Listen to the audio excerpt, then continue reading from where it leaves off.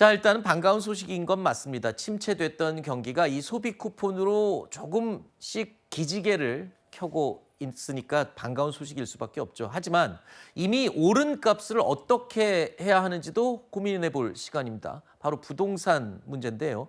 전세 매물 품귀 현상에 아파트 전세가가 지금 심상치 않다. 지금 서울 북쪽도 전세값이 엄청 오르기 시작했다면서요. 네, 그렇습니다. 이게 이번에 나타난 통계를 보면 이제 전세의 중위 가격을 본 거예요. 네. 평균 가격이 아니고 중위 가격은 딱 중간값이거든요. 이제 시세를 파악하는 데 좀 더 용이한데 강남권은 6억 원을 이미 돌파했고 지금 강북권도 5억 원에 거의 다 근접을 했다라고 합니다. 역시 서울 아파트 전세 가격이 왜 오르냐? 수요에 비해서 공급이 턱없이 부족하기 때문으로 보입니다. 네. 이걸 대표적으로 보여주는 게 이제 전세 수급 지수라는 게 있는데요. 이게 100을 넘으면 수요가 공급보다 훨씬 더 많다는 의미인데 이게 지금 145 네. 최신 지표가 상당히 수요가 센데 공급은 그만큼 부족하다. 공급은 왜 부족해지는 거예요, 그러면? 서울권에 새로 지어지는 주택이 그만큼 제한돼 있다라는 거죠.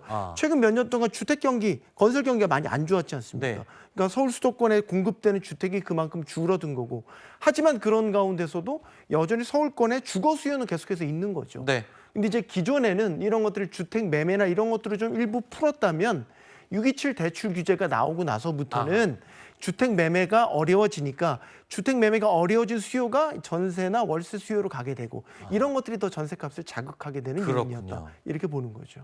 뭐 대출을 받을 수 없게 되니까 아유, 사는 건 무리고 전세라도 가자라고 하는 사람들이 몰렸던, 그래서 수요는 늘고 네. 하지만 공급은 늘지 않았고 이런 또 불균형이 발생을 하는 거군요. 거기에다가 또 실거주 의무까지 사실상 그렇죠. 부여가 됐기 때문에 네. 집주인들이 그냥 들어가서 네, 살아버리니까. 그냥 들어가서 살아야 되는 아하. 경우도 있는 것이고요. 여기에다가 또 이 불을 지핀 이유가 은행권 전세 대출까지 지금 꽉 막혀버렸다면서요? 네. 이게 이제 627 대출 규제를 통해서 나온 게 대출 보증 비율이 좀 줄었지 않습니까? 네. 그러면 전세 대출도 대출 총량이 줍니다. 그러니까 상한이 주는 거죠. 여기에다가 최근에 이제 은행들이 각종 조건부 전세자금 대출도 중단하기 시작하는 거예요. 예를 들어서 임대인 소유권 이전 조건부 혹은 기존 보유한 주택을 처분하는 조건으로 받는 전세 대출 이런 것들까지 다 지금 중단을 하고 있다라는 건데 이게 이제 서울 수도권뿐만 아니라 전국적으로도 확대 적용되고 있다고 합니다. 네. 근데 이제 은행들 입장에서도 어쩔 수 없는 부분이 있어요. 627 대출 규제를 통해서 지금 정부와 금융당국이 하반기에 은행들의 가계대출 총량 목표치를 연초에 계획했던 것보다 절반으로 줄여라라고 해버렸거든요. 네. 이게 이제 자율 규제라고는 하지만 사실상 자율 규제가 아닙니다.